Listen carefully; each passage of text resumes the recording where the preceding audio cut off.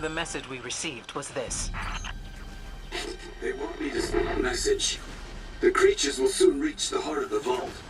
When they do, they're gonna destroy the Vex. Once they take the Vex, they'll come for the light. That's why you're here.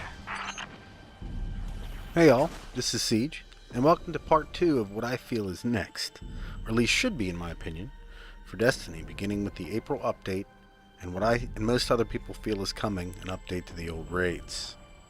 If you've not yet seen part 1 of this series, I'll leave a link in the comments below. You should probably watch that first, if you haven't, just to give you the background and the details surrounding the basis for this theory and the updated CROTA'S end raid specifically.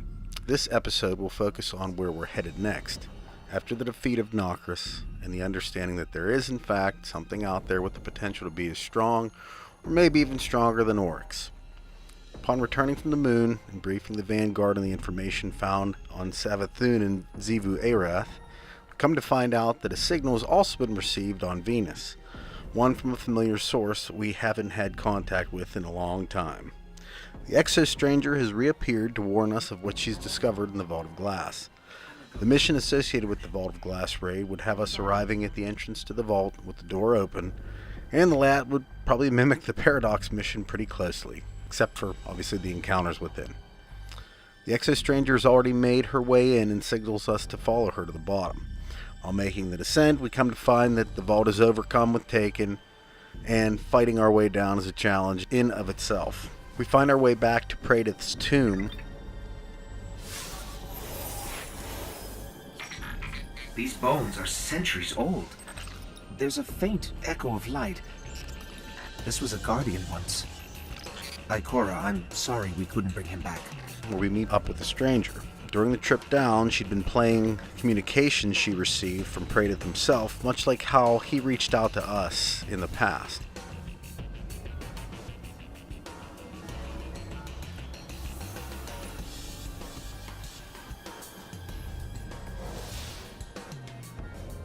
The Vex have no hope, no imagination, no drive, no fear. All they have is the pattern. Everything must fit. If it can be made to fit, good. If it can't, it gets cut away.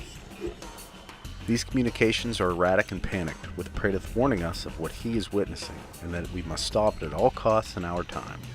Once we meet, she reveals to us that she is Maya Sundaresh, explains her connection to the Vex, which she, Dr. Shim, and their crew were attempting to do, and briefly about their relationship that she had with Chioma Essie.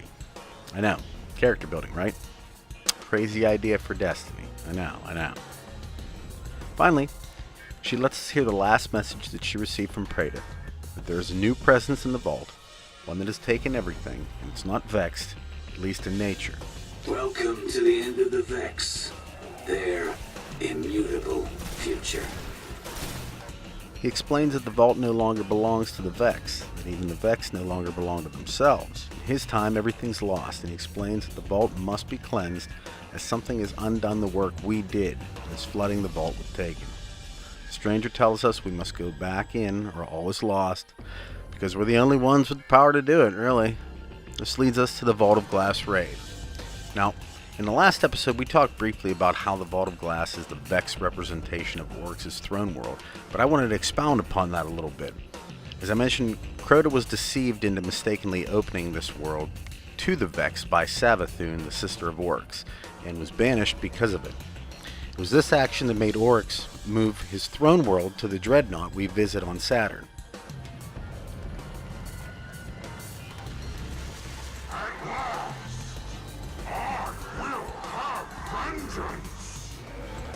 By the way, the Dreadnought is actually a hollowed out segment of the worm god Akka, one of the entities that originally gave Oryx the power he currently holds.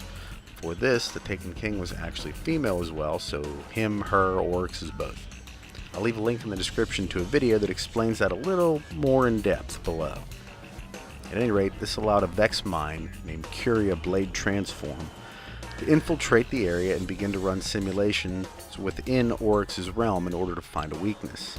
In the process, it deciphered the sword logic and for a very long time gained power in this area through killing and increasing its power. This went on until another of the worm gods, Ear, took notice and forced Oryx to set his house in order. Oryx came back, defeated the Vex, banished Crota, and made him not return unless he was victorious within the Vex Gate network. It's important to remember that during this time, the information Curia was gathering was also being sent back through this network, and that included what they knew of the throne world, how it behaved, and also certain aspects they would have observed. Take, for instance, the ontological properties of both, where the creator can change whatever resides within it as it sees fit, kind of like the Matrix, if you will. It exists the same in both the Vault as it does in the throne world. The way the oracles foresee the world from the Vex perspective and using that visualization allow the Templar to make it a reality is awfully similar to how the Death Singers Ir Halak and Ir Anuk change reality in the throne world. The Unraveler, Ir Halak, manipulates the fabric of space as she sees fit, and the Weaver, Ir Anuk, weaves that into reality.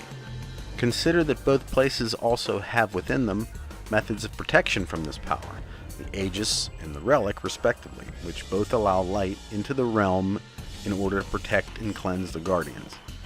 Finally, I offered these images in the last video, but it's pretty hard to argue the visual similarities between the two. I mean, of all the creatures in this huge universe, wouldn't it be like next to impossible for both of them to look so close in appearance? Especially considering how they've already interacted in the past. Come on.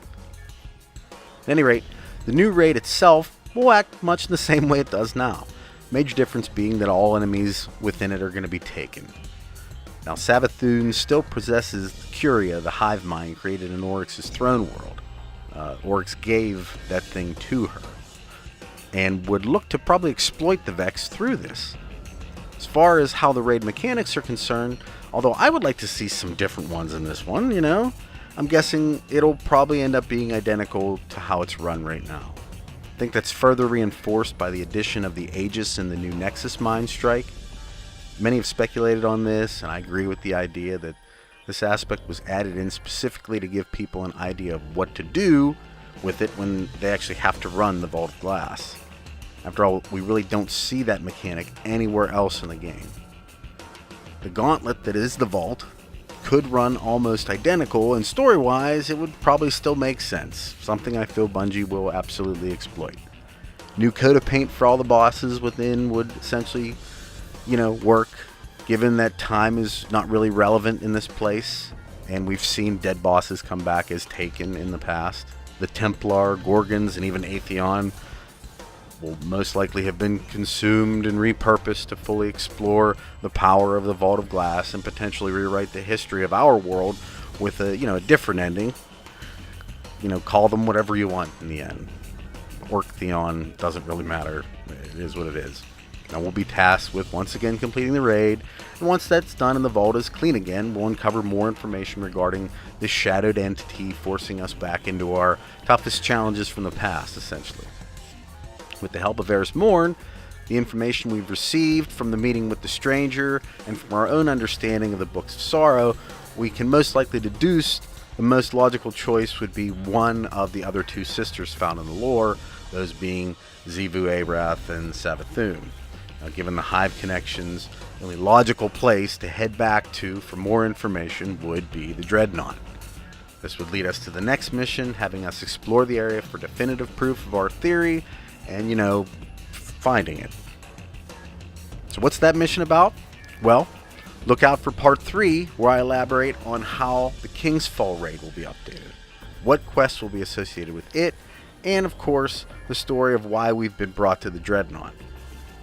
What do you think about this? Let me know in the comments below, and if you enjoyed the video, please like and share. If you're new to the channel and would like to be notified of upcoming Destiny and other gaming content, click that subscribe button. I'm still shooting for 100 subscriptions before the end of February, guys, so if you can help me out doing that, I'd be so thankful. At any rate, take care all. Bye.